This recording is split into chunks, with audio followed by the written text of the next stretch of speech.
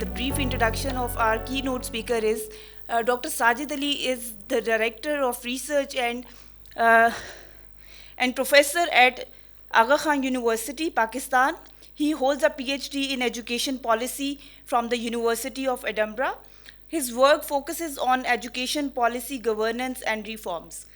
He is the recipient of multiple national and international awards. He has contributed to key education policies in Pakistan, and currently he leads a research on public-private partnership in education. So please.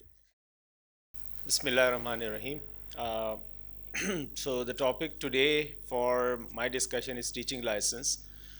And since what I have had planned, there have been very active discussions in the rooms, in parallel discussions. I think there was a big buzz about teaching license even yesterday. So I had to change certain things in my slides just to be relevant, more relevant to the audience. I think one of my introductions could also include that I'm also the member of the Sindh Teaching License Committee. I think the title that I'm presenting today is Teaching License. We often talk about why it is needed, what it is, and how it is going to be implemented in our context if it has to be. In fact, in Sindh, it has already been implemented. So I'll take you through those kinds of things. Professor Bob Lingard, he's a very famous education policy scholar. Happened to be my own professor. He often used to ask this question: what is the problem to which this is a solution?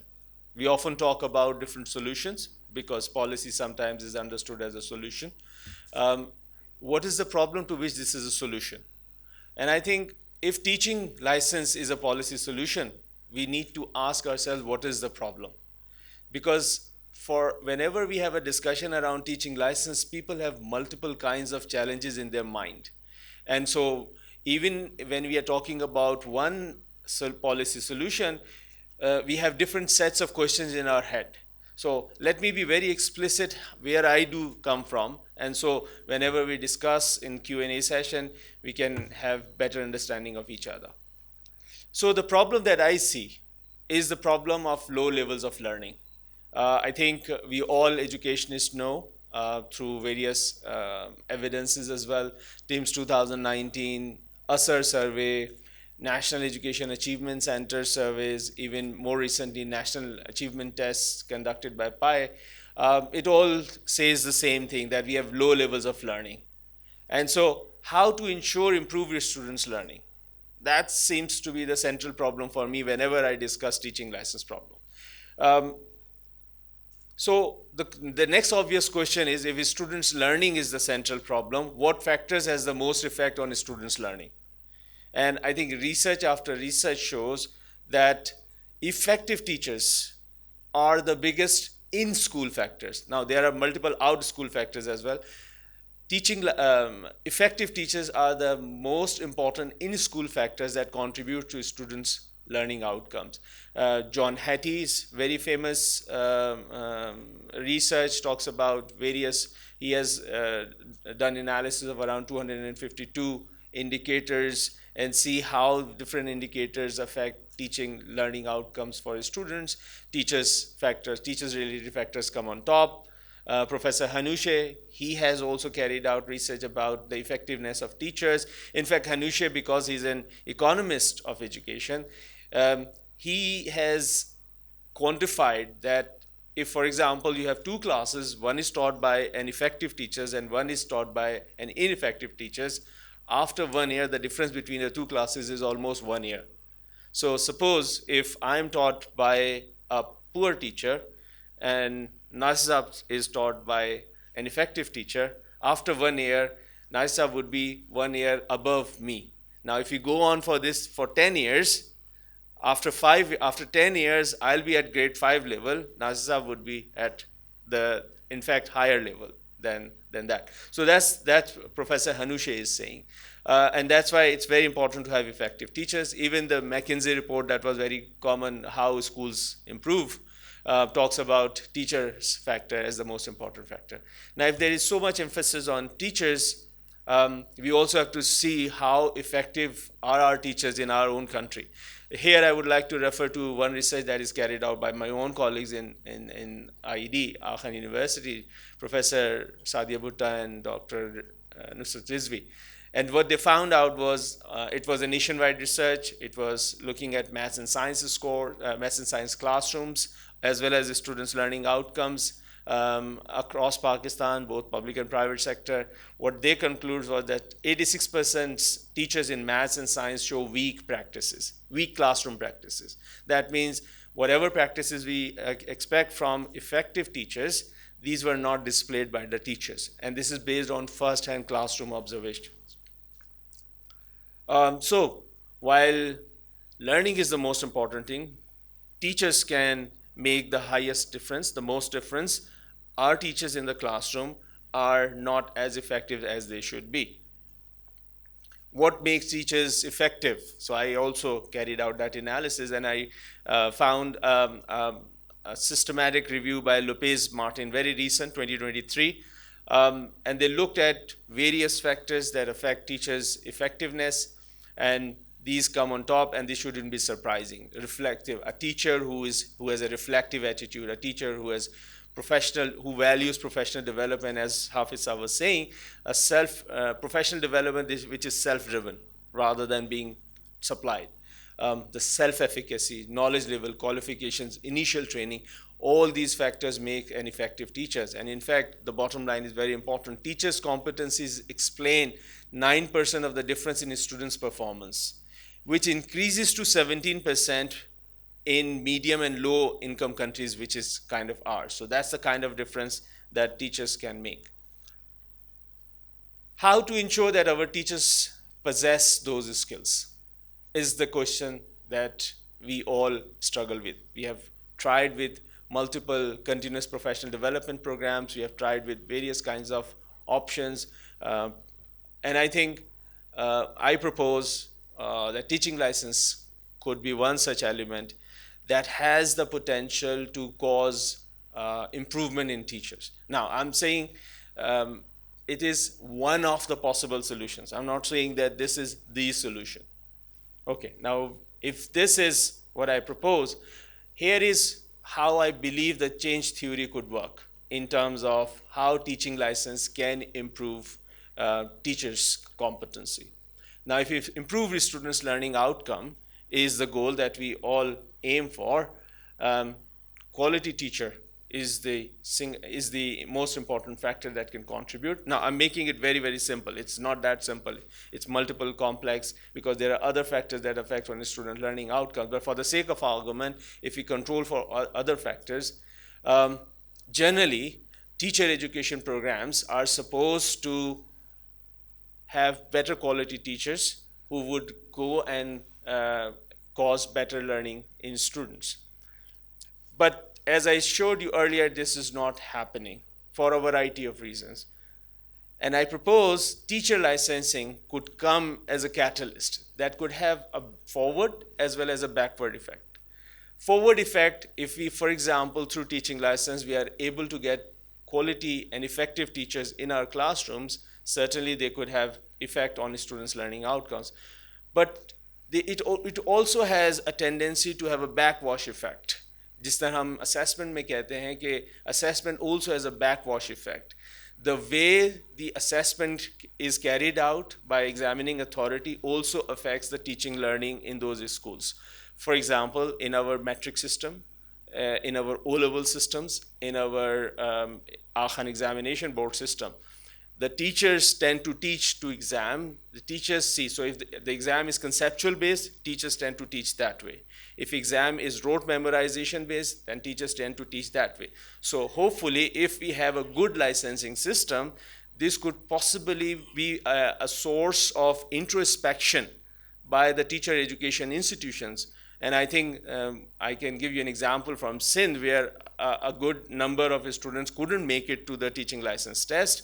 And I think this is a call for those institutions whose graduates were able to make it or not able to make it. And I think that's how the students and as well as the teacher education programs could make decisions in the future that which programs would probably calibrate themselves towards some certain things. Now, this is one possibility. What happens is anybody's guess. I think we have to ask one important question, and I raised that question even in the discussion yesterday, in the panel discussion. Who teaching license is for? Generally, जब हम teaching license बात करते हैं तो, and I make a very subtle difference. We often talk about teacher's license. जब हम teacher's license की बात करते हैं तो I think we focus more on the personality of teacher. I tend to talk about teaching license. Just as we have driving license, it's about the competency that teachers display. So I would argue that we often talk about teaching license. We should be talking more about teaching license. So if teaching license, I think in reality is for the students. Generally any license, whether it be driving license, whether it be license for arms or anything, it's for the protection of the vulnerable. In classrooms, students are the most vulnerable thing. Teacher can do anything. हमारे teachers, जिस तरह की classroom होती है, corporal punishment is despite its banning, is still prevalent in certain areas. Even if people teachers don't practice corporal punishment, there are other ways teachers can affect students. So it is to actually ensure that the vulnerable is protected, just as driving license is for the protection of pedestrian, the other licenses. So doctor से हमें बड़ा ख़तरा होता है कि हम चाहते नहीं हैं कि किसी ऐसे डॉक्टर के, जब भी हमें किसी डॉक्टर को खुदा ना खाकर किसी को बीमारी हो जाती है तो हम 10 मशवरे करते हैं, यार इस डॉक्टर के पास जाना चाहिए नहीं जाना चाहिए, because we do not want to hand ourselves or our kids to the doctors that we do not have trust. Now, in schools we take a leap of faith. Or sometimes we don't even have the choice, especially in the government sector, where you just enroll and it's on the mercy of the teacher. If the teacher happened to be good, it would produce positive results. So teaching license essentially is for the students, and also it ensures minimum benchmarks. It doesn't ensure the highest benchmarks. So that's also something that we also have to keep in mind, that any licensing is to ensure minimum benchmarks rather than the excellence. The excellence teacher will always thrive and may not have scripted teaching. We also, it's a bit dated, but I think one of the thing that we produced in 2019 at Aga Khan University, we produced a white paper on teaching license. One of the analysis that we carried out was to look at, does teaching license has any effect on overall countries' profiles. And we looked at PISA scores, and I think these are the scores of 2018 because we carried out these analyses in 2019. And we look at different a trajectory of teachers' management system. So teachers are to be prepared, any system prepare teacher, and then provide condition for teaching. So condition to teach here is any kind of requirement for certification or teaching license, and then the recruitment process and retention process. And so we were looking at whether and how strong the systems are. So if you see 3 dots, if you see a black solid dot, that means the system is strong at that level. If you see a cross within the box, it means the system is weak, medium, it has a medium strength, and if it's a hollow circle, the system shows weak strength. Now, if you only focus on the solid dots, the top countries who ranks high on PISA are China, Singapore, Finland, South Korea, even USA, UK, 13th and 14th. And you see there are solid dots over there. That means they have strong controls in terms of giving admissions, in terms of quality assurance of the program, in terms of graduation requirements. And so they control that good quality candidates join the teacher education program. And once they ensure that the good quality teachers or candidates join the teacher program, the rest of the case is easier. Even in Singapore, they are employed by the state. So if you can control at that level, I think that's the best thing. But then many of these countries also have conditions, whether in the form of certifications or in the form of teaching license. I was doing PhD in education in UK. I couldn't teach in their school because I had to have a PGCE, postgraduate certificate in education. In Pakistan, anybody could walk in any private school. If you impress the teacher there, we can teach. They can employ you. Even in government, we have removed the conditions of teacher education degree qualification in very massive recruitment. Even in Sindh, where we have recruited around 60,000 teachers. So these are some of the things. In certain countries, the requirement at the recruitment level are also high, and they have effect on the overall ranking in the national or international ranking systems in assessments. How can license be issued? There has been a lot of references to USA. There has been a lot of references to other countries where different kinds of stringent mechanisms are practiced. Singapore, Finland.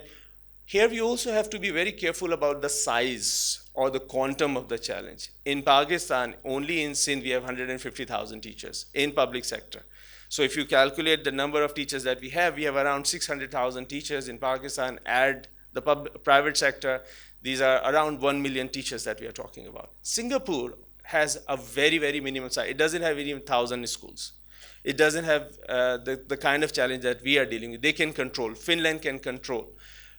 We may not be able to control. In fact, in our discussion about teaching license policy and consultation, we explicitly asked the scholars. We invited the scholars from USA, from Singapore, from different countries, and we explicitly asked what are their advice for Pakistan. In fact, there's the professor from Singapore said that probably Singaporean system would not be applicable to you because it's based on a small number of schools, a small number of teachers, control environment. USA, on the other hand, matches the quantum, but with very different resources that we have at our hand. And so what I'm going to share with you are different kinds of practices that are available on issuance of the licenses, and then perhaps something that we have done in Sindh to see what is possible and what can be done in Pakistani situation.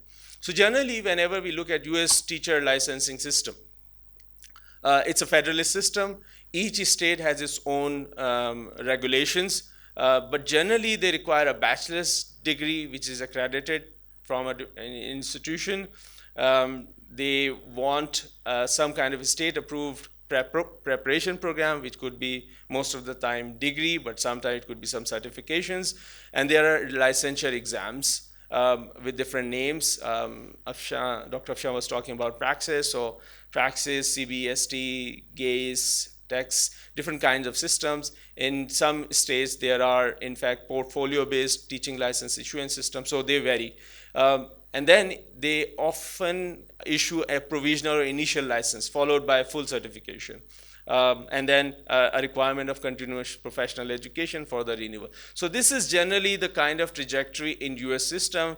You have to have some education background, you have to pass some qualification, and start the process. Only then you can think of yourself being into the classroom, not before that.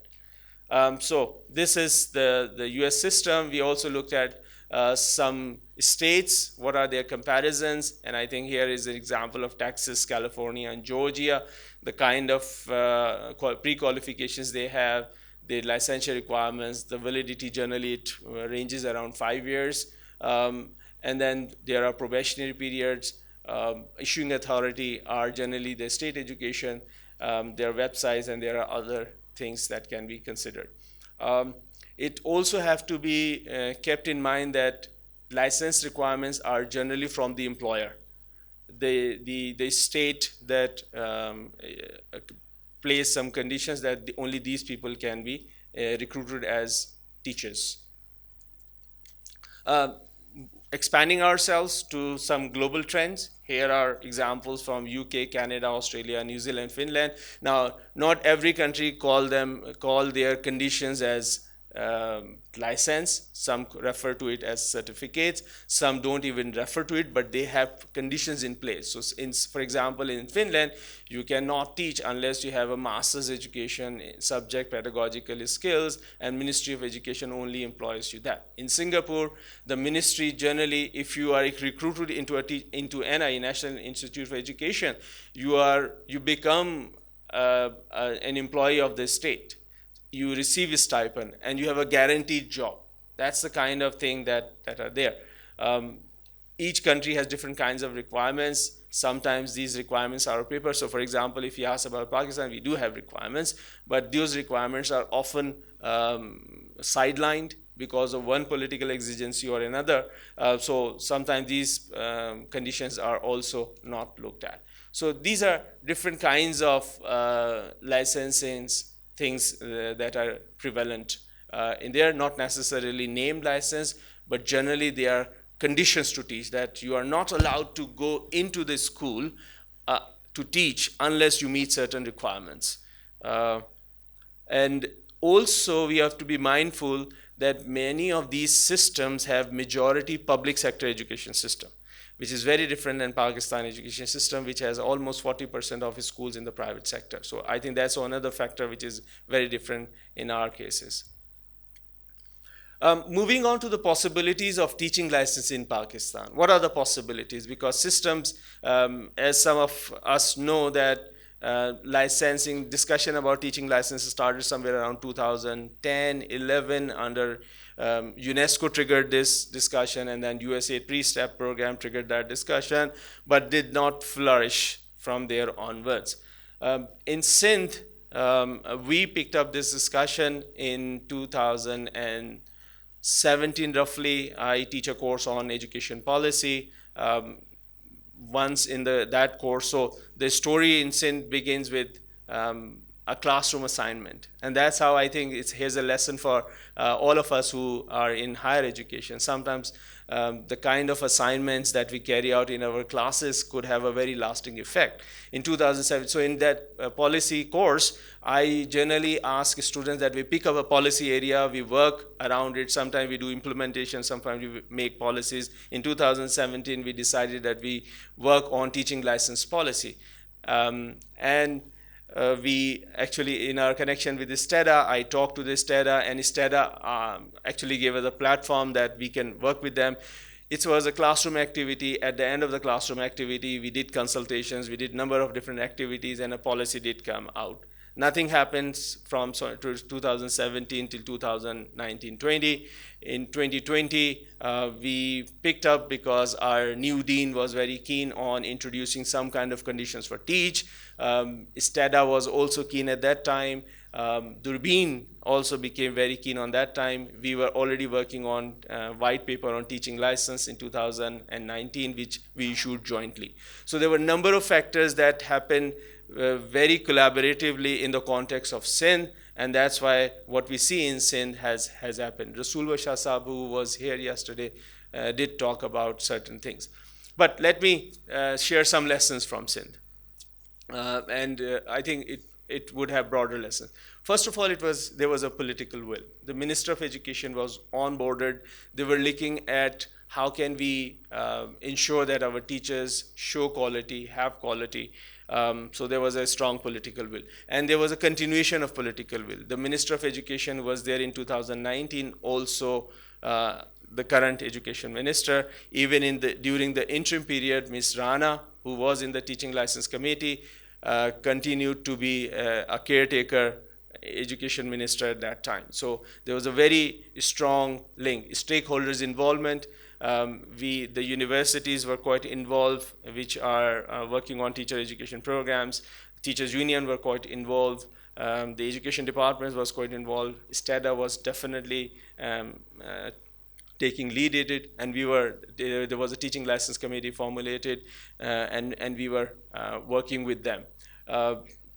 There was a long gestation period. All of these things which I'm telling you took place around 3 years. And luckily, we didn't have any foreign funding available. So all of us were contributing. AKU, for example, in the form of my time was contributing. Durbin, in the form of their time, was contributing. ISTEDA contributed in their own time and work. So this is an example in which we can say that things happen irrespective of that. And that's why there were down times, nothing was happening, but there were up times, something happening, and then we left it to the natural growth. And as a result, ISTEDA itself started taking ownership.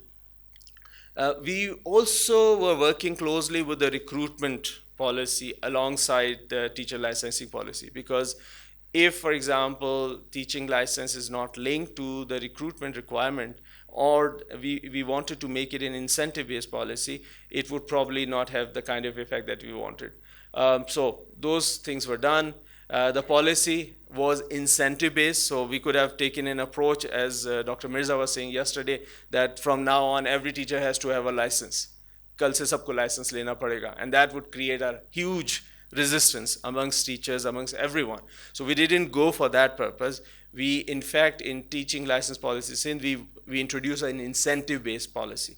So you can carry on with your pathway, especially in the public sector. You can carry on with your pathway, and you will have national promotion as per the rules. But if you take teaching license, you have an opportunity for higher incentive. So grade 14 teachers, if with teaching license, could have grade 16. And in our negotiation with the teachers union, so initially we were looking only at pre-service teachers to get the license, because we were very mindful that teachers union isko bada resist karenge. But when teachers union heard of the incentive, they came forward that to include in-service teachers as well, उनकी भी eligibility होनी चाहिए. तो फिर हमने जो policy में जो next revisions है उसमें in-service teachers भी involve हुए. We have a gradual rollout of SIND. So though the policy, if you have read it, says that there would be primary school teachers license, secondary school teachers license, elementary school teachers license, but we only went initially with the role of elementary school teachers. There were assurances that the tests were to be conducted by third party. Now, again, for the test, it's not an ideal situation for assessing the pedagogy and competency of a teacher. But what were the alternatives? If you have to see and assess a teacher's, the best thing is to have a classroom observation of that teacher, see that teacher in practice and assess how good that teacher is. But given this kind of circumstances that we have, for example, if there are 4,000 applicants who have applied it, how many observers do we need? And then with the kind of situation that we have, the trust deficits we have, the kind of negative practices that we have, how to ensure those things. So this is not the best and ideal case, but we have tried to introduce both the tests as well as assessment of pedagogy and content. We look at the curriculum of B.Ed, we look at the national curriculum for at least 3 subjects, math, science, and language. And we look at the teacher professional standards, national professional standards for teachers. Those are the basis of development of tests. So that's how it has translated. Having said that, nothing is perfect. So I begin with this thing, but I think those of us who are scholars have also looked at the articles that are critical of the teaching licenses. In fact, when I was preparing for it, I found some cautionary note. So TPA, Teacher Performance Assessment, is a licensing test adopted in certain USA states. Some states have actually withdrawn that test because of its negative effect. It was demotivating teachers who wanted to come into the teaching license. So these are some precautionary notes. We are not at the situation where we have less people applying for teaching positions. In USA, they have lots of vacancies for the teachers. So in that kind of situation, they have certain cautions. So these are some thoughts that I have as far as teaching license is concerned. It's a journey. It's not the ideal situation. It's not the ideal case. But this is something that is worth trying. That's what I'm saying. Thank you very much.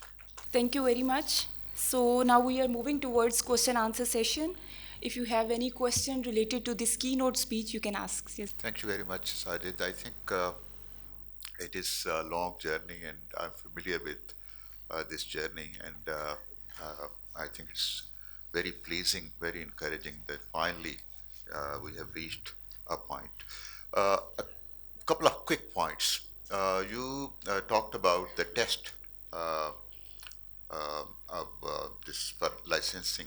Can we see some of the items which you give on that test? That is question number 1. Question number 2 is that in countries like US, in medical profession, the license after every 5 years or 7 years, they have to reappear in a new test. So, do you have that kind of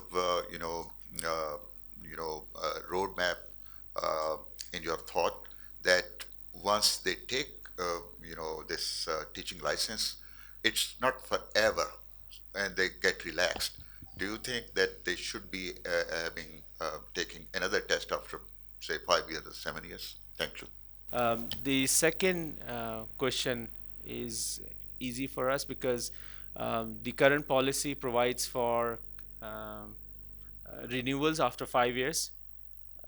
It requires that teachers, once they have the license, they should continue to show some continuing professional education.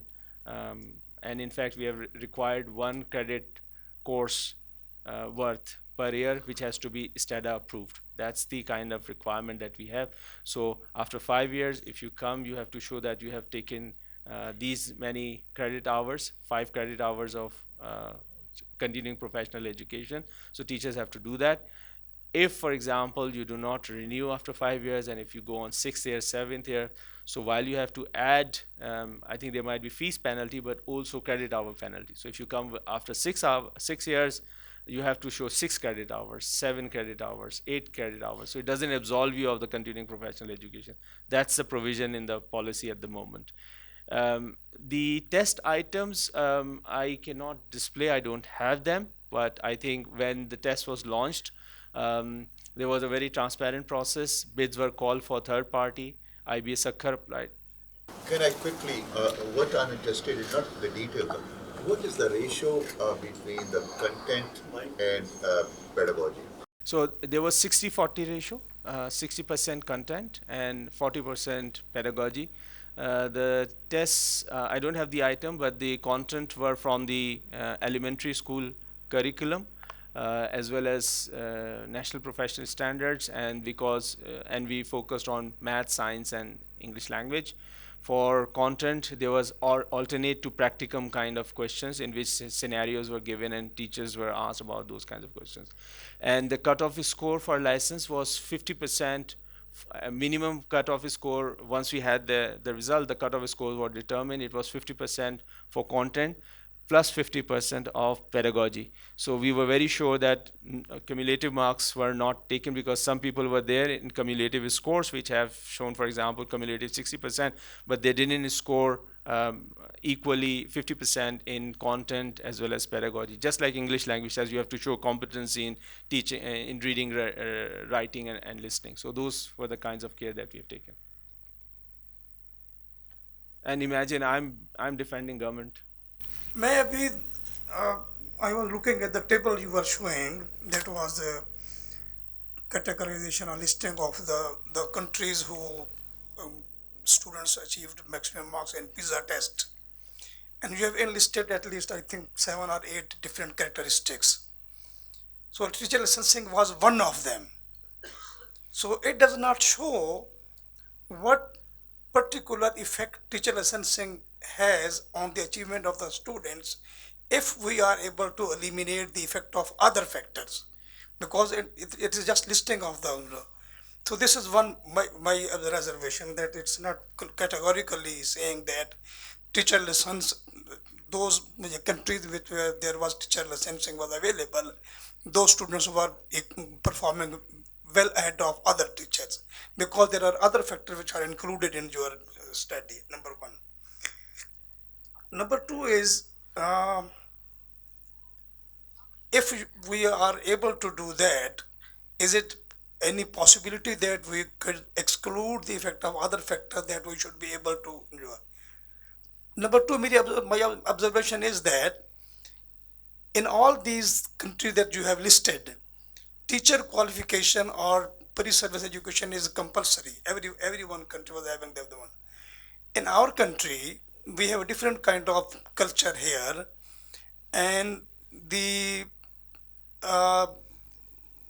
some of the bureaucrats and some of the institutions who are promoting the concept of teacher licensing, I fear, and I have so many, of the reason for that, that at the end of the time, we will go away with teacher education, with pre-service education, and we will allow, like in USA it has been allowed, that anybody who is having qualification of BA, BSc level, they can enter into the test and they can get the lessons and start teaching, because that is one of the very major criteria of induction in the USA. So I fear that at the end of the time we will be getting rid of teacher qualification, and we will be focusing on, because bureaucracy, at least in Punjab, they are advocating for teacher licensing since the last 20 years. So I can name the person who are advocating this idea, and now because this idea is being sold by the institution like IED, so it is having ground in the, at least in the Sindh, and it will definitely have a ground in the Punjab as well. So this is my observation and my question. I think that I concur with your observation as far as the research is concerned. It doesn't directly tells you about the effect of teaching license on the learning. Um, and I think the slides that I was showing was only showing about various factors, stages, and how effect it is. We just simply juxtapose it with the PISA score to say. But I think we didn't carry out any kind of very sophisticated analysis. So that's a work to be done, and I take it. As far as your concern about getting rid of teacher education, uh, in Sindh, we were very particular, and if you look at the teaching license policy, it actually foregrounds teacher education. It says that teacher education qualification is necessary. In fact, it lists down that for primary school teachers, you have to have an ADE. For secondary school teachers, you have to have, for JEST, you have to have at least B.Ed, 4 years program. And in secondary you have to be at 1.5 year with the subject mastery. It was very clear on that, and I think it is also Sindh is also dealing with inflation of teacher education qualification degree, and I think it is also a question for ourselves that we know that some of our institutions degree is not valued as much as other institutions. So this provides in Sindh a yardstick to also look at those people who come with different kinds of qualifications to prove that they are in fact so हमने सिंध में बिल्कुल ये promote नहीं किया, ID ने भी बिल्कुल ये प्रमोट नहीं किया कि we get rid of teacher education. In fact, it has made it compulsory. It has developed the rules of recruitment that looks at different kind of teacher education qualification and their relationship with the license as well as promotion. साहब साहब just एक छोटा सा सवाल. Yeah, how do we differentiate in an exam meant for licensing someone and the results they bring with them from any pre-service degree qualification? How do these two can be differentiated? For example, I've qualified from an institution with a BS degree or BA degree in something, and then over that I need to take a license exam as well. So how these two exams should be different? Weightage or in nature, in their very nature? So in Sindh, 4,000 applicants applied and 646 passed. And I think what we also looked at, and this wasn't a public information, we looked at the graduating, the institutions that they graduated from. And there was a very clear understanding that the institutions which we suspect are not providing quality were actually the ones whose graduates did not perform well on those tests, compared to the institutions that were performing better on that. So if, for example, you happen to be from an institution that provides good quality and look at their performance in the test was also better. Now, how to differentiate between the two, if you mean by differentiating that, if you can explain. Differentiating in terms of their nature of exam. I mean, the way you said you were just looking at the data, so it tells me that it was a kind of verification of the qualification they possess. So is licensing exam is meant for these things, or are they two different things in their nature? So I think it's from the recruitment perspective. Now, if you, for example, are an employer, you see certain competency in your candidate, a teacher. Um, these competencies are in the form of your content knowledge, in the form of your pedagogical skills, and that's what we are checking in the licensing test. And we hope that the institution's internal examination would also look after these things. इस पे भी थोड़ा सा बाद में भी discussion करेंगे. Licence job की गारंटी तो नहीं होता. इन सिंध इस वक्त जो जिस तरह से रोल आउट हुआ है उसमें एम्प्लॉयमेंट भी फैक्टर थी, but we have also discuss internally कि we can not continue with that kind of recruitment process. It has to be different because आज शायद 646 ग्रेजुएट हुए हैं, लेकिन कल को वो ज़्यादा ग्रेजुएट होंगे. You can't provide employment to everyone. So बिल्कुल ऐसा है. आपने इन्वेस्ट किया ना मुख्तलिफ कंट्रीज में, तो उसमें आपने इंस्टीट्यूशन का जिक्र किया है कि जहाँ से प्री सर्विस एजुकेशन ली थी. हम असल सिंगापुर के मिसाल ले लें तो national institute of education is one of the best institution in terms of teacher education throughout the world, I can say, and that's why they have been their students have been performing very well in different teams and PISA exams, etc. For example, I can say, मैं आज की बात नहीं करता, पंजाब में अगर मैं आज से कोई 15-20 साल पहले की बात करूं तो हमारा एलिमेंट्री कॉलेज गखड़ था. इट वाज द बेस्ट मतलब कॉलेज फॉर टीचर एजुकेशन. तो वो इंस्टीट्यूट जहाँ से प्री सर्विस एजुकेशन ले रहा है बंदा, वो भी इफेक्ट डालता है और बहुत ज़्यादा इफेक्ट डालता है, बहुत ज़्यादा डालता है. ठीक है. और हमारे पास कोई ऐसी चीज़ नहीं है. what मैं जो कहना चाह रहा हूँ वो ये कि मुझे इस पर कोई बात नहीं है. असल इश्यू जो है वो है यानी गुड क्वालिफाइड टीचर हम जिसकी बात कर रहे हैं. चूँकि हमारे यहाँ टीचर एजुकेशन बहुत ज़्यादा फैल गई है, जैसे आपने कहा, आपने इन्फ्लेशन का जिक्र किया, बाकी यही है. अब मेरा इंस्टीट्यूट है, एक ज़माना था हम 4 डिग्री फराहम करते थे, आज हम 20 डिग्रीज फराहम कर रहे हैं एक ही इंस्टीट्यूशन के अंदर. तो ज़ाहिर है क्वालिटी तो सफ़र करेगी ना. और हर एक गली मोहल्ले में टीचर एजुकेशन का इदारा खोल गया हुआ है. अब जो इतने सारे आ रहे हैं गवर्नमेंट के पास, तो ज़ाहिर उन्हें स्क्रीन आउट करना है.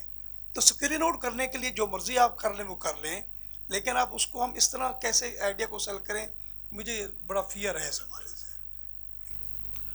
ठीक सर, हम कैरी ऑन करेंगे इस discussion. Thank you very much.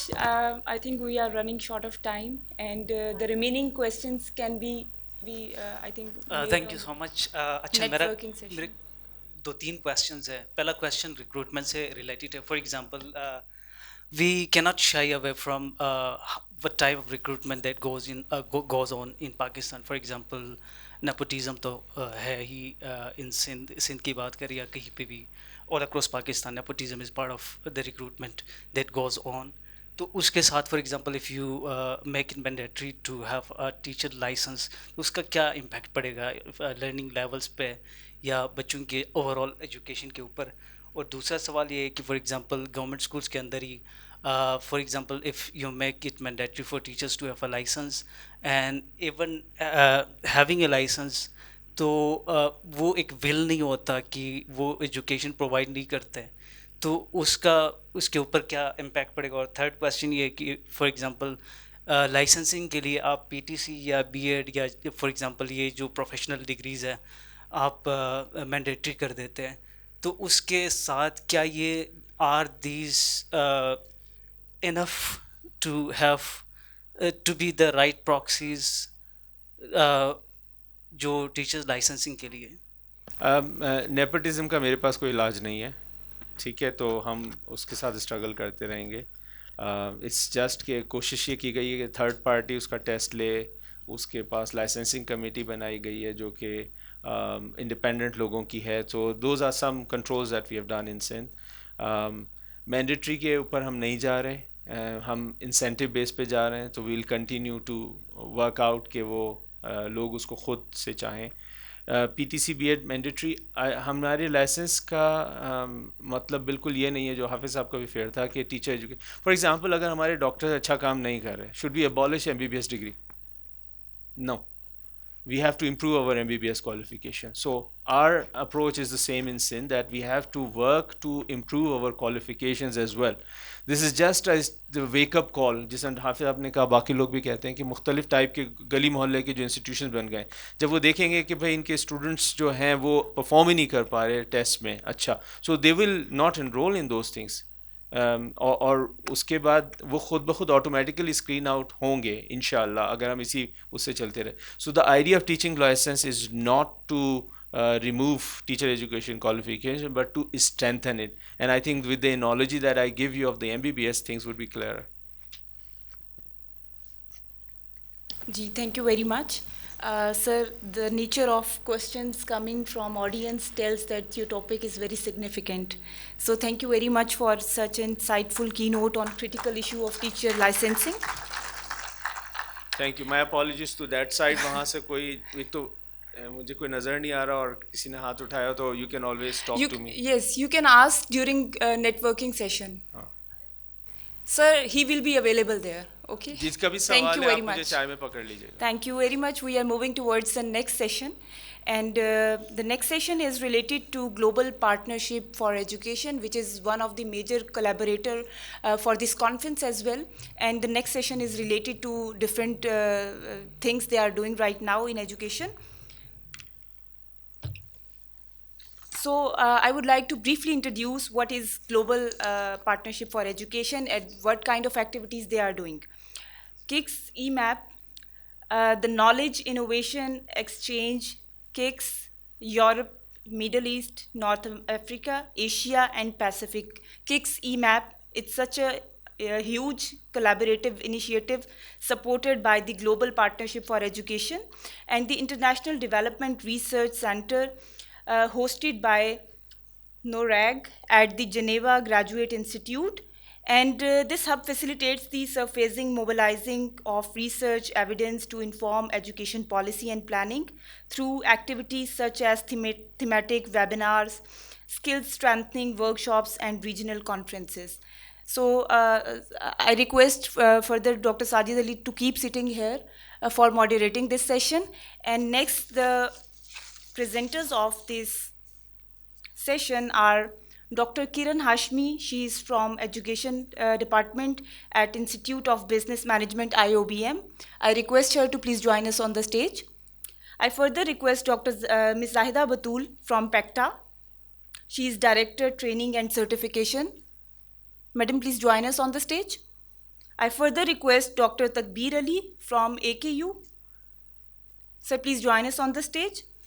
And the last presenter, Dr. Zahid Majid from Allama Iqbal Open University. Sir, please join us on the stage. So, thank you very much. Welcome to this next panel discussion. The other role that I have, I'm a professor at Allama University Institute for Educational Development. I'm also nominated as the moderator for this initiative called GPE KIX EMAP. It's a mouthful. Let me explain what it is. GPE is a funding organization, Global Partnership for Education, which funds even education development. They fund this research initiative, which is called KIX, Knowledge Innovation Exchange. Basically, it's a South-South connection, and I want you to have a look at this map, which shows that the different countries of the South are there. It has created 4 hubs in the South. One is called EMAP, the other one is Africa 21, Africa 19, and KIX Latin America. So Latin America has 5-6 countries in it, Africa has 19 in one hub, another 21. KIX EMAP has around 40 countries, and we are in the EMAP hub. EMAP is E is for Europe, basically Eastern Europe, Middle East, and Asia and Pacific. These are the countries which are part of it. Under that partnership, I would invite you to go and visit and look at the GPE KIX website. There are various things that happen. There are 2 kinds of things that we want to present today. GPE KIX has supported with IDRC some research in Pakistan. It seeks an opportunity to find places where those researches could be disseminated. And so we collaborated with Allama Iqbal Open University and NECTI to make it possible. These are local researchers, so we will present two research out of that. One is by Dr. Zahid Majid, which is already concluded. The second one is ongoing research by Dr. Takbir Ali, so they will present their researches. Then KIX also carry out learning cycles. Learning cycles are kind of professional development programs. So two of our colleagues, Dr. Kiran Hashmi and Dr. Zahida, they were part of two learning cycles. So they will present the outcome of those learning cycles in that. And I've requested that they would try and relate those things with the theme of the conference. So the way we carry out this session would be each panelist will have 10 minutes after the two presentations, Dr. Zahid and Dr. Takbir research presentation. We will have 10 minutes for Q&A. Then we will have two sessions of the learning cycles, Dr. Zahida and Dr. Kiran, and after that we have another 10 minutes for Q&A. And if there are time remains, we will carry on with this thing. So my responsibility as KIX chair in that hat, I'll be moderating and keeping the time. Thank you. So with that, I would first invite Dr. Zahid Majid for presentation of his research. This was initiative and opportunity by GP KIX in 2021, where the three countries having the proposal and a research project together, Pakistan, Nepal, and Afghanistan, and that was about inclusion and inclusive education. Most of our researches that's happened with the inclusion and inclusive education with respect to the teachers and teacher education. This was the first time, and it was definitely in line with the national priorities that we have in the country. When we have submitted the proposal to the Economics Division, Government of Pakistan, they're in line with the national priorities. The research was in three countries. That was led by the Open University UK and the lead researcher, Professor Frida, and Deborah, as well as Saraswati, the three members from the Open University UK, and three members from Allama Iqbal Open University, myself, Dr. Nasir, and Dr. Zial Qayyum. So at that time, three partner from Allama Iqbal means researcher. Definitely, the research team is not only limited to the three members there. We have a number of other researchers in the team. And the same, we have the University of Kathmandu, Nepal, and the Canadian Women for Women of Afghanistan. At that time, we have decided that it will be happening in Afghanistan, but because of the regime change, they have shifted the research area from Afghanistan to Pakistan, where we have the Afghan refugees camp schools, especially in Khyber Pakhtunkhwa.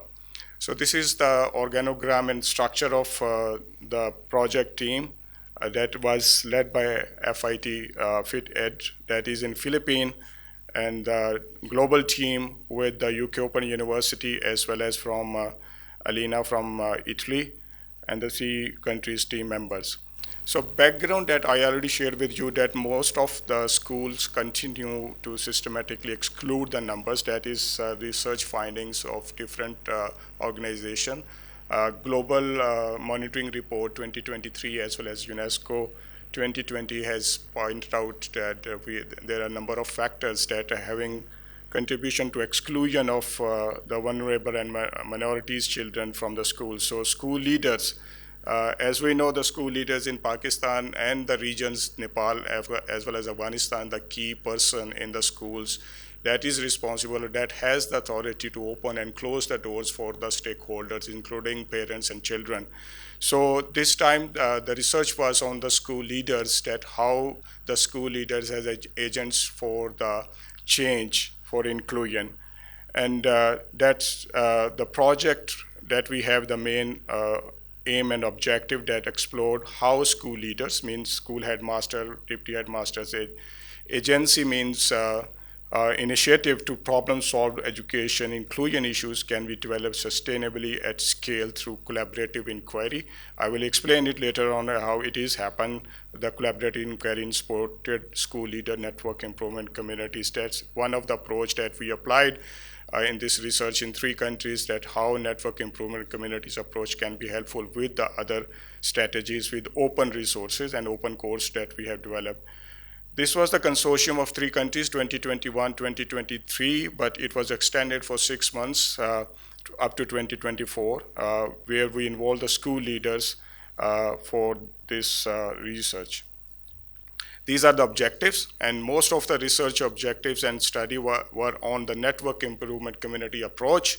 That is the model for adapting and implementing the network improvement at scaling approach for school leaders in different contexts across the region mean Afghanistan, Nepal, and Afghanistan. And we also examined the factors that influence the effective, equitable working of network improvement communities for school leaders in different contexts, and to inform policy and practice on the scaling. The 4th one, to build the capacity of the stakeholders, and there are different stakeholders, not limited to the government institutions. We also included the NGOs, INGOs, and private organizations as a stakeholder. The project activities were carried out in 3 phases. The first phase, that was on contextualization. We want to know the actual situation, ground realities. And that was in 2021, 2022. There was about 500 plus schools leaders were involved from different regions. Nepal, Afghanistan, Pakistan, including in Pakistan, we have Punjab, Lahore, as well as Islamabad. And the second phase, that we have a collaborative design of the network improvement community model and open course for school leaders. And that open course is on inclusion and inclusive education. But that open course and open resources, not a theoretical course that we mostly having for our school teachers as well as other stakeholders. And the third one, that is the field testing and scaling model that we developed in 2023 and 2024, and that we also having scaling on with the help of different stakeholders. If we go to the contextualization, that is a first phase that is about the global and national context, local context, and school context in the 3 countries. I'm not going to having the details of all these contextualization, that how it is happened, but in context of Pakistan, you can see the country-specific goals of education. I already mentioned how it was in line with the national priorities. And then at the local level, we check it at the district and provincial level, and socioeconomic conditions as well as the infrastructure and climate conditions. School context, roles and responsibilities of the school leaders, as well as the resources available, school leaders, local and professional networking that they have.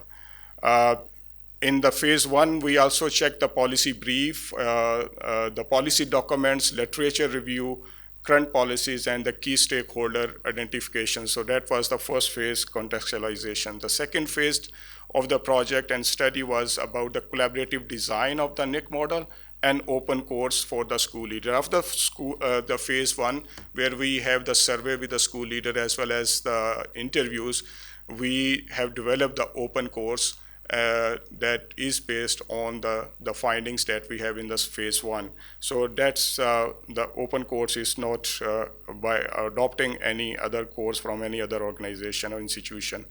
The third one, that was about the field testing and scaling model. In this, we have a field data as well as a stakeholder interaction. And both level, we have the 3 levels, the pre-trial, during trial, and post-trial.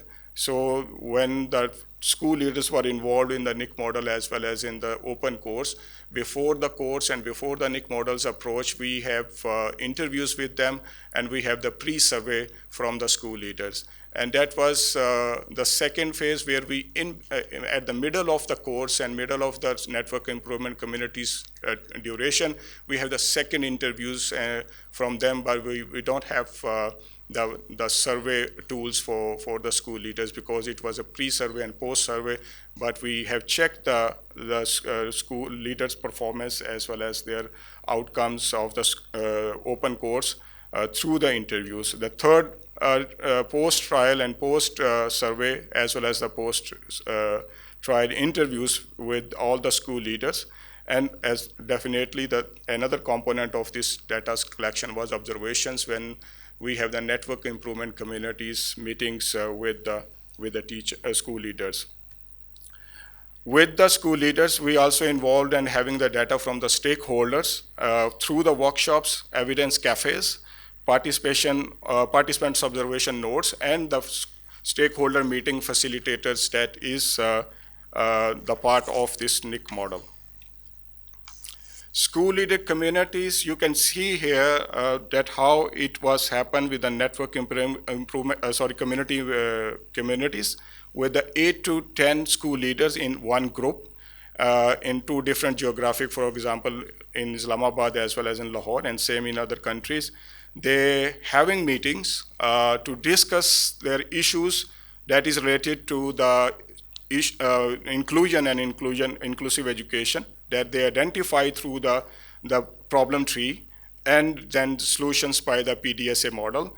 That the problem tree is on the cause, problem and effect, as well as the solution is through the plan, do, study, and act model. The support of each network improvement community was with the facilitator, and the facilitators like tutors that we have in the online courses. So the facilitator is mostly from having the background of inclusion and special education as well as the digital literacy. So those were helpful and facilitate the school leaders over there. The research methodology is in two phases. I already explained the first phase, that was the contextualization and data collection. That we have quantitative data collection and analysis and qualitative both. So the survey as well as the interviews, and then comparative analysis and interpretations. In the phase one, we have 529 school leaders. Semi-structured interviews were about 38 from the 3 countries, and then we also review the documents as well as the policy review and policy briefs. In second phase, I already explained in each country, initial data collection, further means a middle stage data collection, and final data collection. So these were the 3 levels where we have the observations as well as the interviews from the school leaders and stakeholders. The open course that based on the pre-surveys and the phase 1, it is on the 8 modules or 8 units. That is introduction to inclusion and inclusive education, exploring more about inclusion with data, inclusive practice in school, and then how to use the PDSA to solve the issues, and reflection and self-assessment. These are the 3 countries' main findings that we can see that how it is the Nepal having the extra support to the girls during the special days to improve schools attendance, as well as frequent interaction with students and parents, free bus service for children and from school, use of data analysis, and the same that we have because of Afghan refugee schools camps in Pakistan. The data and the analysis shows that they have the issues and problems that's exclusion as well as inclusion, bullying, language of instruction, because they are for a long time in Pakistan, as per the policy, after 5 years, the refugees should follow the curriculum of that country. So the curriculum that they have in the Urdu language, that is the language of instruction. That's a big issue for them for the exclusion. Classrooms, distractions, seating arrangements, and many more. In Pakistan, issues and solutions explored by the school leaders, that's street children, school dropouts, collaboration with parents, teachers, student and religious groups linked to the financial, socioeconomic status from families facing financial crisis. This is the case study, but you can access all these things at the TPD or the GP KIX website. These are the scaling models that we have for the different stakeholders at different levels. This is the scaling model that we suggested for the FGI, that how they can use the NIC model as well as the open course. And the same that another stakeholder, that is a National Commission for Right for Child, that is possible that we are in discussion with them to implement the NIC model as well as the open course for them. But the open course is will be available for all through the Allama Iqbal Open University website. So that is the open source and will be helpful for the different stakeholders as well as the school leaders at open source. These are the last slide of the presentation about the sub-themes of the conference, that how this research will be helpful for the NECTI as well as the research sub-themes the sub-theme revamping of teacher education curriculum, where we have the embedding inclusive education principle in teacher training program, and through open course and learning through practice, that we can connect this research and findings of the research with the NECTI conference sub-theme, but definitely it is already in line with the national priorities of the inclusion and inclusive society. Thank you very much. Bismillahirrahmanirrahim. Organizer of this event, and ladies and gentlemen, Assalamu alaikum. I'm going to talk about a research study that is not has not been completed, but is a work in progress. This project, research project entitled Delivering Responsive and Inclusive Initial Teacher Education through Design Thinking.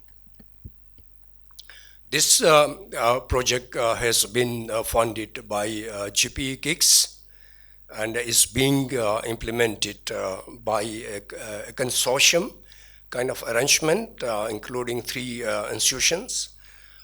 Is Khan University Institute for Educational Development in Pakistan, and Khan University Institute for Educational Development in East Africa, and University of Cambridge, and Aga Khan Foundation, United Kingdom.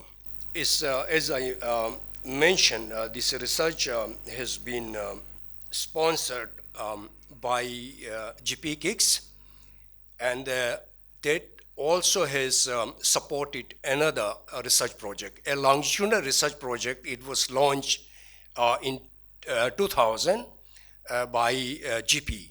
Also, this project is known as Schools 2030. Schools 2030 is a longitudinal project that was launched in 2000 by Aga Khan Development Network with support from like-minded organizations and universities. This project is being implemented, School 2030, in 10 countries from 4 continents, including Asia. Here 5 countries, India, Pakistan, and 3 countries from Central Asia.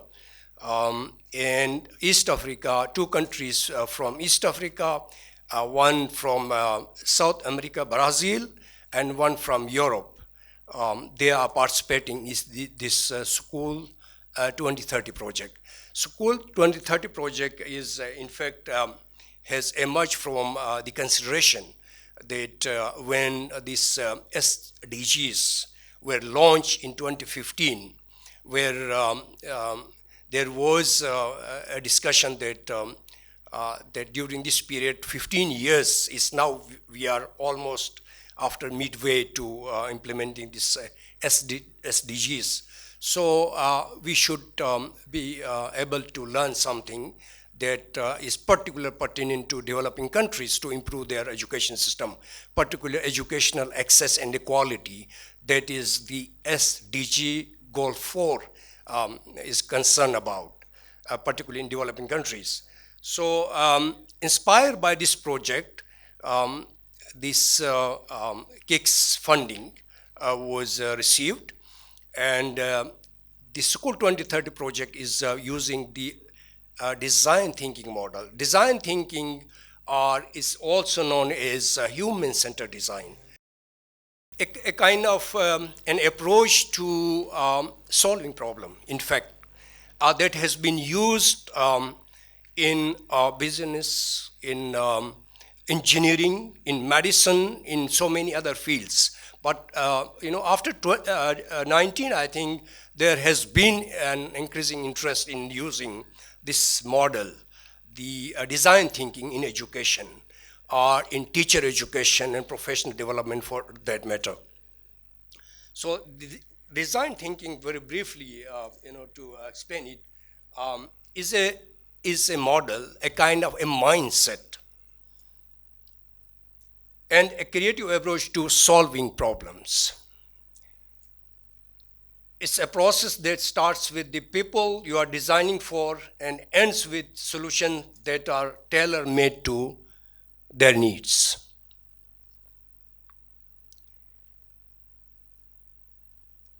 the goal of mindset is to help move away from our usual way of thinking and doing to embrace new problem solving and critical thinking approach. In fact, this design thinking is very much focused on problem solving. So problem solving certainly requires a critical thinking. So how using this design thinking approach, critical thinking and a certain set of abilities can be fostered among teachers so they can become really problem solvers. They become creative, particularly in our part of the world, because they are surrounded with many problems. Inside classroom, outside classroom, in the community, in the society. So these are really interconnected. So a very complex environment context is created for teachers. So what we expect to bring about change, to bring about quality in learning. So how we can make those teachers problem solvers, creative. The one way is what this theory of change suggests is developing teacher agency. Agency is a concept that talks about the inherent ability of an individual to work for change. And it's not imparting certain technical vocational skills to teacher through teacher education. So these are some pedagogical techniques you should use in the classroom. But certain situation, working in a very difficult circumstances, teachers need to exercise that agency. So how we can empower teachers to really use their agency to solve so many problems they confront in their effort to bring about change in what they do with their children in the classroom. So this thinking design, I think we are educator, we know we are researcher, the format or template is very similar to action research, but it's more structured and more rigorous kind of process of inquiry, a practitioner inquiry. So it involves at least these, the process, the stages of identifying a problem based on evidence.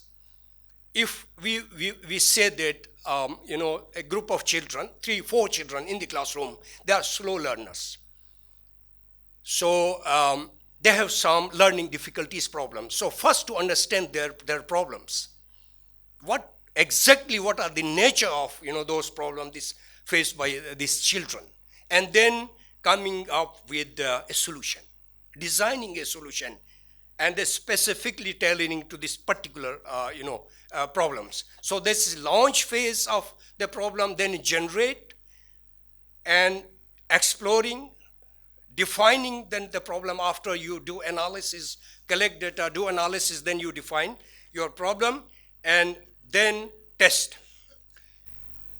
So based on this, I think this research has been proposed that this is in School 2030 is being used in-service teacher,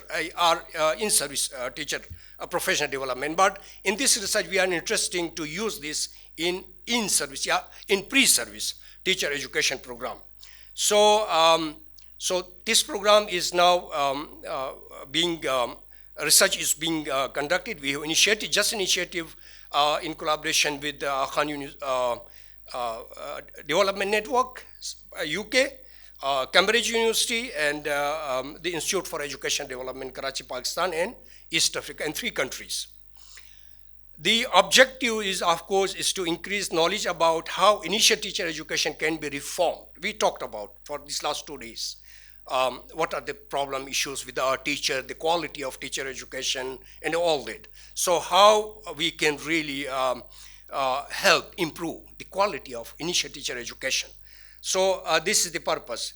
So the intention is to generate credible evidence on what model of initial teacher education would be more effective. So if that is demonstrated with adequate evidence, then the next stage is policy kind of advocacy. So scaling up a a model that is demonstrated, how to scale it up. So where I think we would be looking forward to work very closely with NACTI at national level, and then provincial level like STEDA and other organization. They are, kind of regulatory bodies. So that is the intention. So these are the questions we are trying to explore, is what knowledge can be generated, how knowledge can be mobilized for policy, advocacy, and scaling up the intervention, and how school 30 design can help develop the teacher agency that is important. Mixed method research is used, surveys, interviews, observation, documentary analysis, and all that. So a variety of data sources are used in this research. It's using participatory action research design.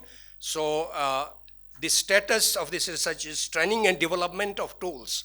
We develop, a set of tools with the help of Cambridge University, data collection tools, and the course design and execution. We have designed a participatory action research course for our 1.4-year B.Ed students. They are our participant. We have 18 students, 2 male, 16 female students. They are our primary research participants. Then also we are working with educators and other stakeholders in this research. So ethical approval has been received, baseline data collection has been completed, practicum research is part of this intervention. It should start sometime in October, November. And the post-intervention data collection is also the next phase, or where we are going to conduct also some ethnographic post-graduation observations with the participant. If they, after their 1.5-year B.Ed, they go to classroom, how they perform there. So we would be doing classroom observation and all that. So knowledge products would develop policy brief, a white paper, whatsoever, publication, monograph, and all that. I think this would be our knowledge products. And gender equity inclusion is going to be an integral part of this research, that gender equity and inclusion. We would try our level best to really pay attention to this very important aspect of including gender perspective in our research. Thank you very much. For Q&A for these two researchers, we have 10 minutes. My name is Dr. Riyad, and my question is that Dr. Majid said they will incorporate the 21st scale in curriculum. So my question is, have you identified these skills, and how will you integrate these 21st scale in teacher curriculums? So that's a NIC, Network Improvement Communities approach, and the open course that on inclusion. So these are the two major outputs and knowledge generations that we recommended for the school leaders rather than the school teacher, classroom teachers. Classroom teacher research is with Dr. Takbir. Okay, may I ask Dr. Sahid, while others are thinking, you talked about professional networks that were created as part of that research. What is the situation of those networks now? Are they still active, working? Thank you very much. That's output of the research that we have. The professional network that we have with the stakeholders, especially with the government institutions, the first one is the Directorate General of Special Education, where we have presented and collaborated with them.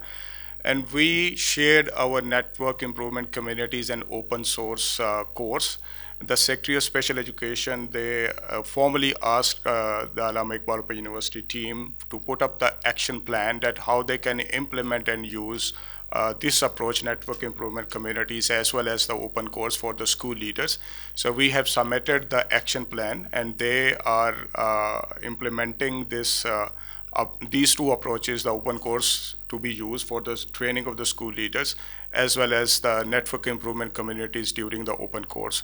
So the first stakeholders and professional network that we have out of this project. The second one that I already mentioned and scaling model has presented on the slide, that is with the federal government education institutions, that is mostly with the cantonment boards and Pakistan Army schools, colleges and institutions, where we also having the discussion, and we also suggested that how they can implement and use this approach, as well as the open course.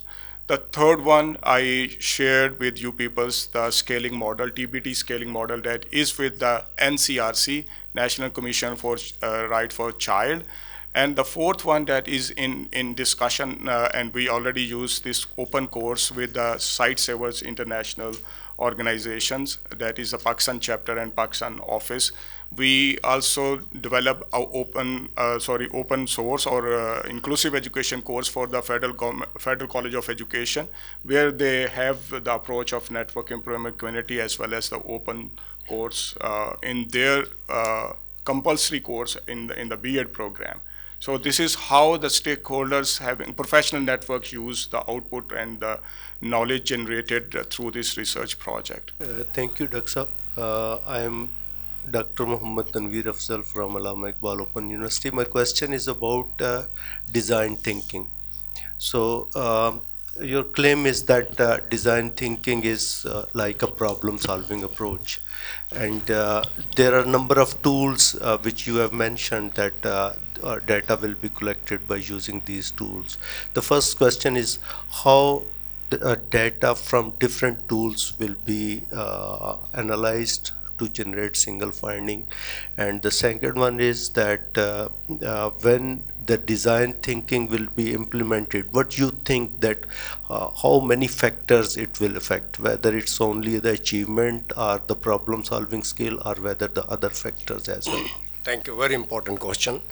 I think your first question is about design thinking, how it helps to solve problem.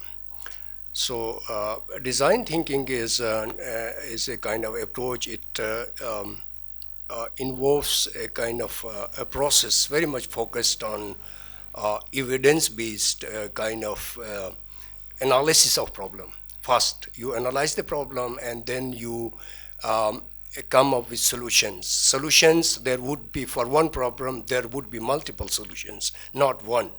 I think sometimes what happens is we have problem, we try to solve it, but maybe our solution is not really tailored to that particular problem. So what kind of solution that best fits that problem? I think that is most of the time, and teachers, we educators, I think we need to work on that. So this is about solving, and the other part is data collection. Is in this research, because we are using experimental kind of design here, intervention-based research. Intervention-based research, I think what is important is to have baseline evidence first. So before intervention, what was the situation? So you need to have information data on that. This was pre-intervention scenario, situation. Then you intervene, you do something to bring about some improvement or some change to solve a problem. Then after you again collect information, data, how the intervention worked. So then you try to compare the pre-intervention, post-intervention data, and you compare, you analyze that, and you measure the change that has occurred or the improvement that has happened. So, and then you discuss the significance or the measurement of the change, how big the change. For example, student achievement. You refer, I think everything what we talk about in education, any intervention, any program, any policy intervention, everything, after all, it should be translated into the bottom line outcome, that is student learning. Other than, I think, is of no use. So here we are going to make that connection, that if this thinking design is helpful to improve teacher, agency or skills, pedagogical, whatsoever, that should be demonstrated in terms of student improved learning outcomes. So classroom observations are there, student tests would be there. So all that sort of data is collected. Thank you. We have 3 hands. There was a lady who was here. May I just take all these 3 questions if you could be very quick with your questions?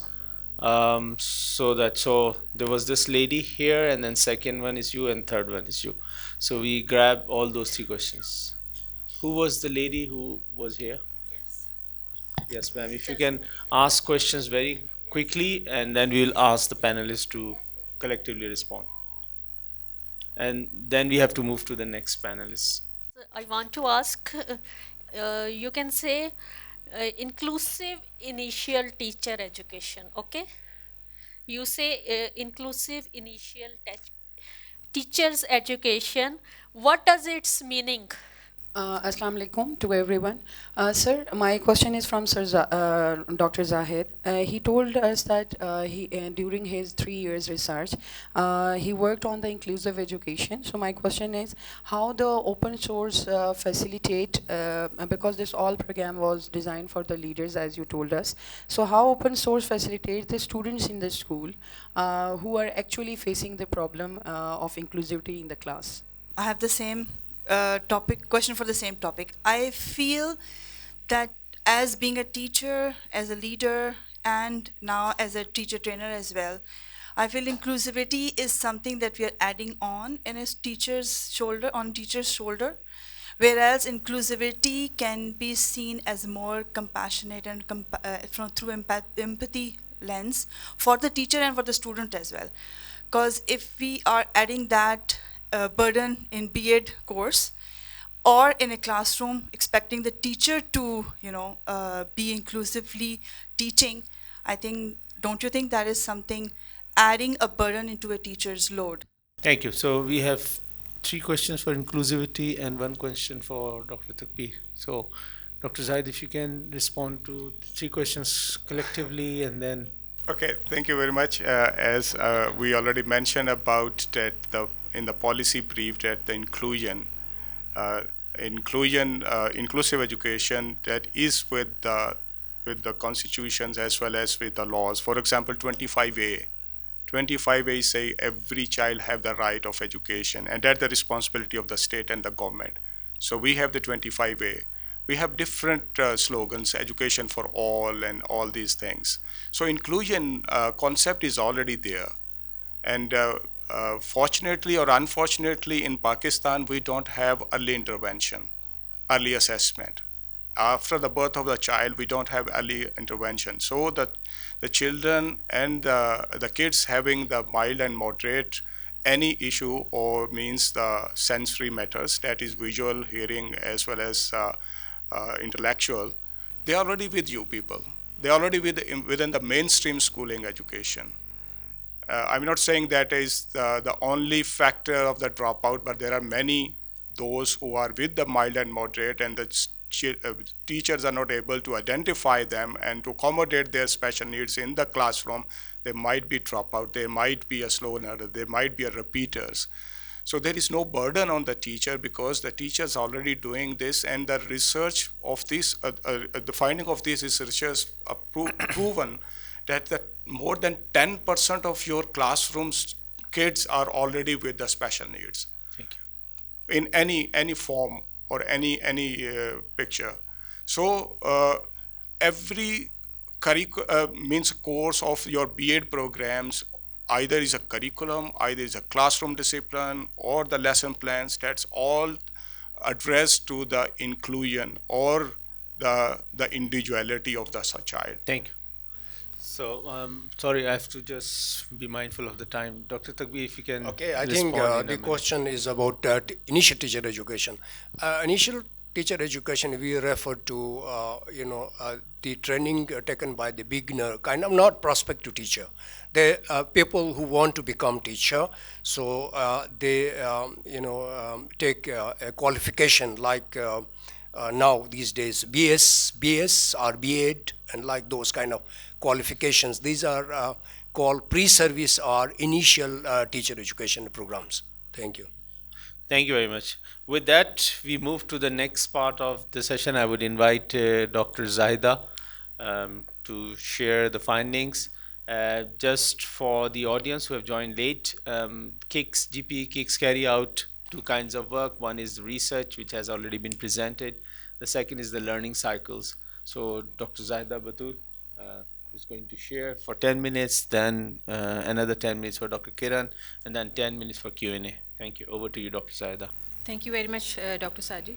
So I'm going to share the work that we did for our policy brief for Learning Cycle 6 with the support of KIX EMAP. And for this purpose, our topic was to strengthen women's leadership in school systems and then a pathway to quality teacher education. Basically, what is Learning Cycle 6? Learning Cycle 6 is GPE's KIX EMAP initiative that focused on gender equity in education as well as enhancing leadership roles for women in school systems. And it also has actionable strategies like quality teacher education with women's leadership by working on systematic, cultural and institutional factors impacting female school leadership in Punjab. And focusing on these things, we worked on this policy brief, and our policy brief was about breaking barriers and empowering change through women leadership. So what was the composition of our team? As in learning cycles, there are different members from different areas of Punjab or Pakistan which make up a team. For this team, Learning Cycle 6 for Punjab team, since I am representing Punjab team, so we were a total 6 members. I am Zahida Batul, as you can see that it's written PECTA. PECTA is Punjab Education Curriculum Training and Assessment Authority. That is a new organization that has been established by merging 3 different departments. Punjab Examination Commission, Punjab Curriculum and Textbook Board, and then Qaid-e-Azam Academy for Educational Development. These were 3 different departments, and now they have been merged into one institution, that is PECTA. And that is part of School Education Department, Government of the Punjab. Then there was Ruxana Asim. She was from British Council, Pakistan. Alima Bibi was education planning expert from UNESCO. Then Urwa Naeem, Pakistan Coalition for Education. Faizan Ayub, Education Department. He was also from Education Department. And then Atif Ali Mirza, he was from LEWS, and he was Director Academics and Training. So what was the objective, scope and methodology of our this study? So our objective was to examine barriers and then the opportunities for women leadership. Since we were talking about the leadership, since morning, so basically in our policy brief, we focused on that what are the barriers that stop the women in taking up the leadership positions, and then how can we enable them, and what sort of enablers are there that can support the women or the female leaders to join these leadership positions. And our scope was the public sector school education department of Punjab. And what we did for this, we consulted different literature that was about women leadership and how can improving the women leadership can enhance the quality education and work towards teacher quality education. Then we read different policies regarding this, and then we had field insights, and we did different sort of consultations with different stakeholders in this regard. So our key findings were that women in Punjab in school education departments, although the teachers are there, in more number in teaching education, if we, talk about the teachers, but when it comes to the higher position, the leadership positions, the number reduces. And the women underrepresented in senior leadership positions, and then institutional and cultural barriers are there. There is work-life balance that hinder the women to join such kind of leadership positions. They do not have enough support while they are in the offices and they are performing their duties. They have to stay late in their offices. but there isn't any support to look after if they have young children. So there should have some sort of daycares for them where they can through which they can get some sort of support. And then our another key finding was that after providing the mentorship and training, we can improve this position, and we can enhance the number of women in the leadership position. And then during this study, we also found that there are the cases in which we found that if there are certain schools or certain projects which are run by or led by women, they show greater results.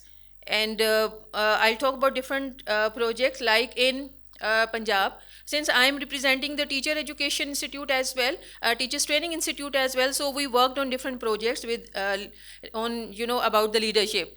And we found in their school leadership development program, there were the female head teachers who were performing better than the other school leaders. And then we had another project that was instruction leadership. Again, that was for the head teachers.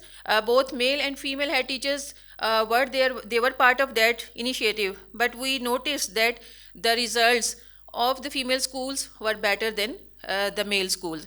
And we had head teacher excellence awards as well. And most of the women were the awardees for that, that initiative. So this shows that if we give the opportunities to the head teachers, to the female leaders, or or whosoever are leading the schools, they can perform better.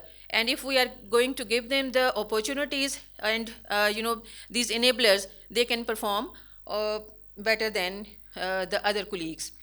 And then as you can see, women-led schools show higher performance. I've already talked about that. These were the key findings. And now how improving the school leadership or the women leadership in schools, we can see that how they can support quality teacher education. So the leadership, when the teacher is or the head is there, she is leading the school and she is creating the school culture.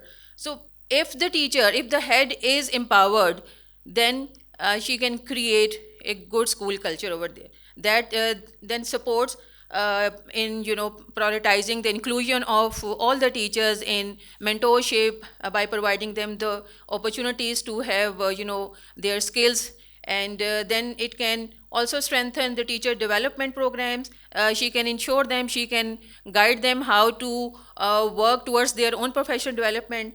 And then in this way, she can create more empowered leaders through the mentorship.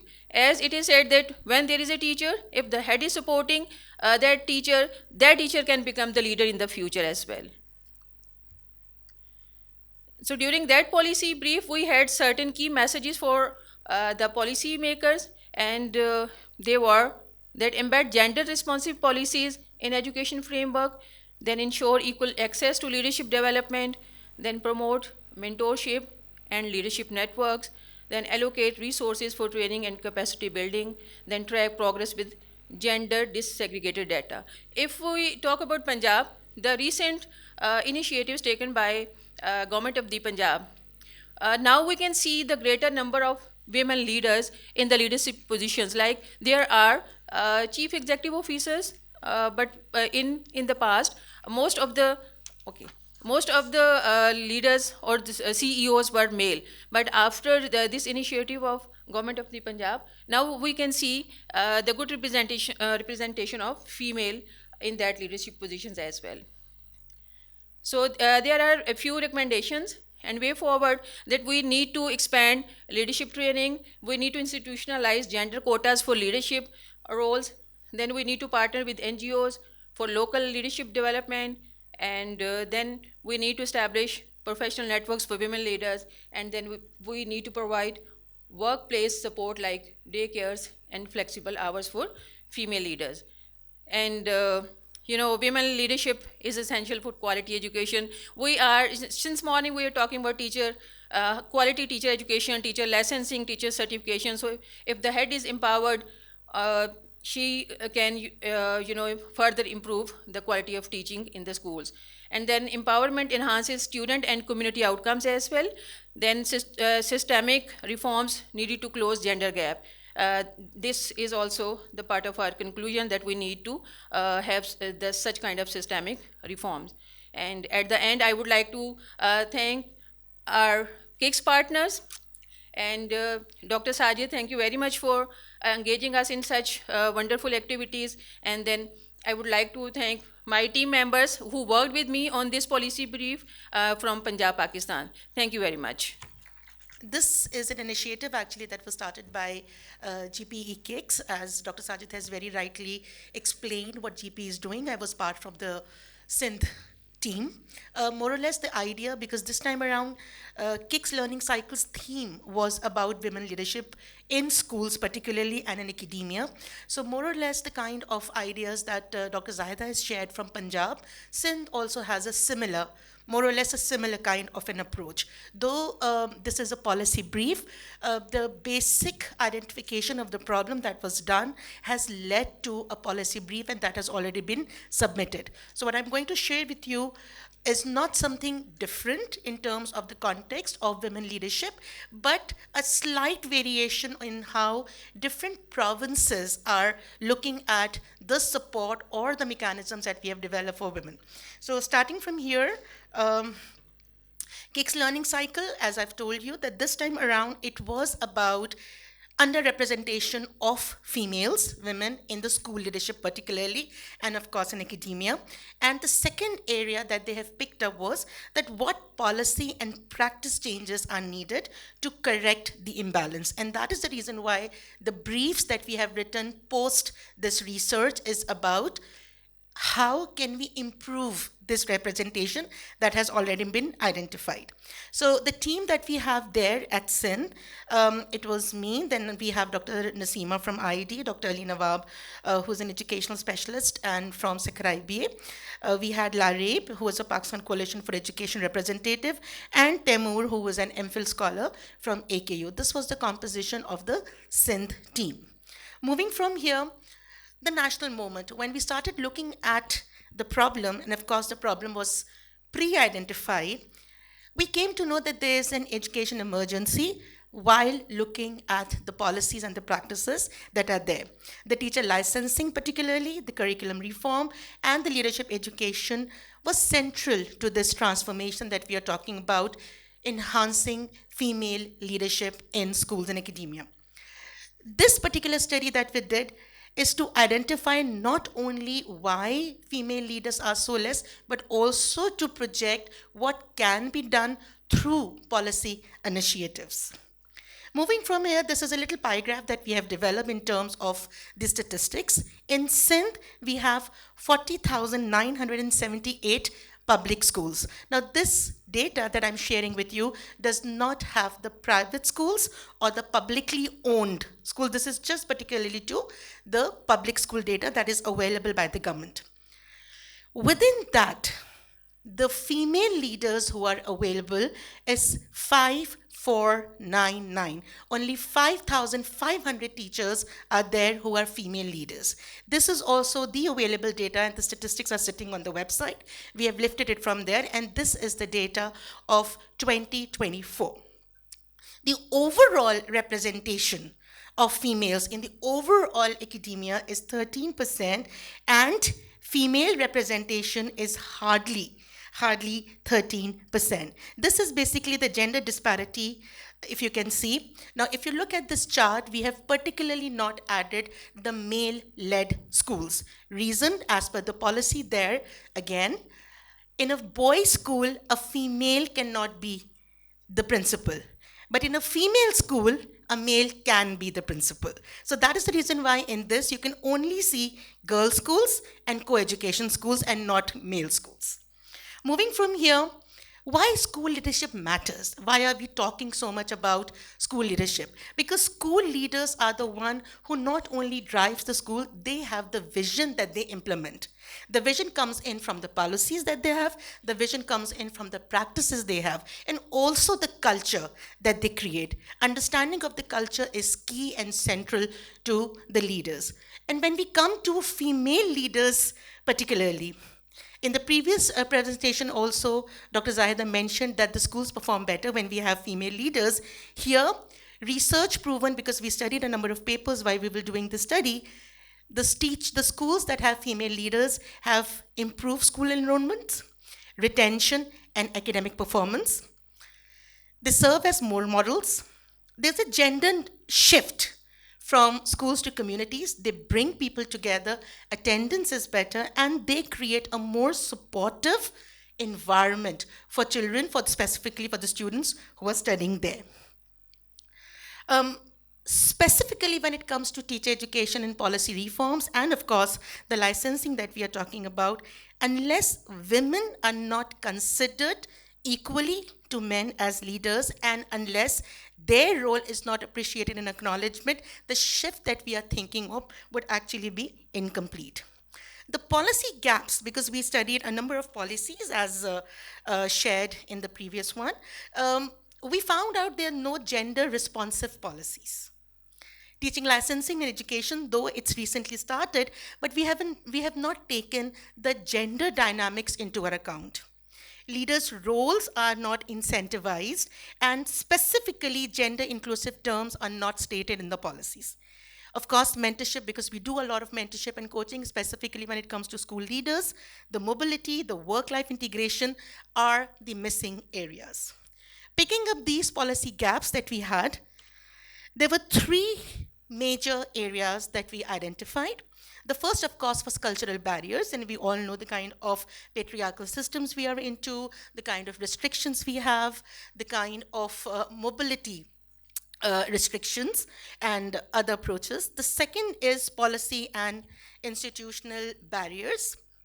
Some of the policy gaps were discussed there, and some of them were discussed further. And the last, but for us the most important, were the structural gaps. Women often confined to girls' schools. I just tell you that in a male school, only a male can be a principal, but not the female. Similarly, absence of gender-specific education, mentoring, and promotion pathways is something that we took it as our main core area for the study. This is actually what we thought of, that how to convert the barriers into enablers. And those enablers we picked up as three major ones. Of course, mentorship and education is something, the first one. Policy reforms that we are working on and the policy brief that we wrote, and of course, community support to change the restrictions, mobility enhancement, and of course, greater participation of women.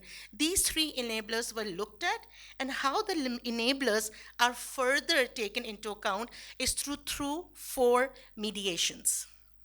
The first mediation, of course, is about integrating gender-focused leadership. The second is about designating quotas or targets for female leaders, funding mentoring and mobility support programs, ensuring co-ed school leaders is not male only, because males we cannot penetrate much, but at least for the co-ed schools where there is a majority of male principals, female leaders can also be appointed equally, and institutionalizing case studies from successful women leaders. These are the four areas that we have picked up from the enablers, that we are proposing policy reforms in licensing, we are proposing policy reforms in curriculum, we are proposing policy reforms in gender, and we are proposing policy reforms in the career pathways. For the four areas that I've just shared with you, the ideas that we have written in the policy brief is to enhance, within the teaching licensing, is to enhance leadership competencies, and gender focus within the process. Within the curriculum reform, we have proposed to integrate leader and gender inclusive modules. Within the gender equity, we have included indicators for inclusion of genders. And of course, towards the last one, which is career pathways, we are proposing formalizing career progression for female educators exactly on the pattern, the way our male educators are promoted. Towards the end, I would just like to say that if you really want to have empowered school leaders, and if you want to inspire, transform, and uplift the communities, we need to give them equal participation the way we are doing it to men. Gender parity is something we are looking for other than gender disparity. Thank you very much, everybody. This is all from the team of Sindh. Thank you. And Dr. Sajid, thank you for this opportunity. Thank you very much. With pleasure. Now we have 10 minutes for Q&A for the last two speakers, Dr. Kiran and Dr. Zahida. Could you please tell us on what evidence you can say it? Can we generalize your study? And if study has a strong evidence, then we can give more opportunity to women to lead the school, and we can give more other assignment to the male. Thank you. There's a question. So maybe if we can take 2 or 3 questions and then you can respond collectively. Assalamu alaikum. Thank you very much for all those for very powerful presentations. Truly inspiring. I think all 4 are very well connected. I will direct my question to Dr. Zahida and Dr. Kiran both. You develop these policy briefs. So then what? What is happening here? After you develop the policy briefs, they've been uploaded on whatever website. So how are you envisioning the change in policy? So what is the way forward? First question. And second question is about, the work that you did with women leaders. I'm just wondering how the question of agency, which Dr. Takbir earlier picked up on working with teachers, agency and empowerment was actually elaborated, was, unpacked by the women leaders who you worked with. So how did it really play it out the way you felt that women were better leaders? Thank you very much. Thank you. Can I take 2 more questions and then you can respond? Ji, please. Sir, my question is from Dr. Zahida. When she was discussing that there is a gender-based disparity among school education department in Punjab, so I will say that Punjab school education department is already distributed among male and female sections schools, and all male have a male head and all female schools have a female head.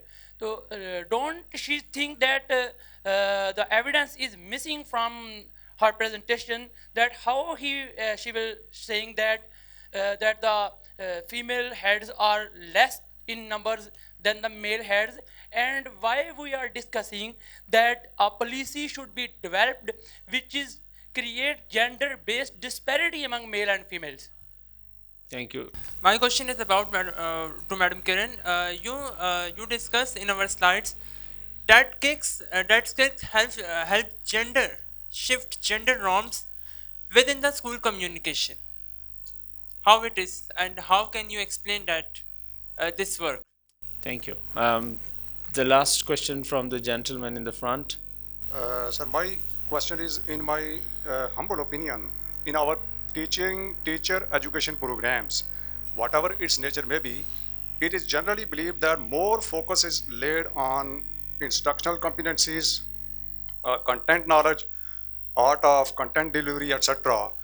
We can say that more focus is laid on the student's IQ, and very less or almost no focus is laid on emotional, social, and psychological aspects of education, which is equally important, I think, for both male and female sectors. So your take on it, please. So first question was, what is the evidence of when I talked about the high performance of the female schools? Yes, sir. We, as I talked about different projects that we had in our teachers training programs. So during those projects, we noticed that the participation of the females, of the schools which were led by the female, and then the performance. That varies from the male schools. The female leaders outperformed, and their schools, as Dr. Kiran has also talked about, the enrollment was increased, there was retention, they had good relationship with the community, and then the community supported those schools as well. So all these are evidences which we have with us. Then if we talk about the results of the schools, then there is also evidence that those schools with the female leaders, as compared to the male schools, they show good results. Although there are male schools which also show the good results, but we are particularly talking about the leaders, leadership positions by the female leaders. So they are performing better if they are given the opportunities. This was question number 1. And secondly, question number 2, sir, you asked about that. Yes, in school education department, we have separate male and female schools. But we are talking about the leadership positions when it comes to particularly chief executive officers positions, the senior leadership positions. I talked about the senior leadership positions that when there are, there is a big number of female schools, but in the senior leadership positions, we have, most of them are male leaders. And that's why the female leaders we do not see those female leaders in those senior leadership positions. And I've also talked about the initiative of Government of the Punjab, that now Government of the Punjab School Education Department is also encouraging the female leaders in the leadership positions. You might have seen more CEOs, Chief Executive Officers, in positions by the female. In previous practice, there were hardly 1 or 2 females out of 36 districts, but now we can see the number is increasing, and that's why it is showing that if you give the opportunities to the females, they perform very well. And then as Dr. Kiran has already talked about it, that if there are male schools, the heads are male, and if there are female schools, the heads are female. But in the heads leadership positions, those schools which are in the far-flung areas, the head teachers, they don't want to join, so that designation or that post is given to some junior teacher. So we do not find the proper designated head over there in that school. That's the reason that I talked about the leadership position. And then so you talked about the Dr. Kiran talked about gender parity, not gender disparity. So I guess that was some misunderstanding. We talked about gender parity, that we should give the female leaders the same, proportion of having that professional development and the leadership positions as well. Thank you. And sir, online question was there as such. Why male schools yes, are not performing as good?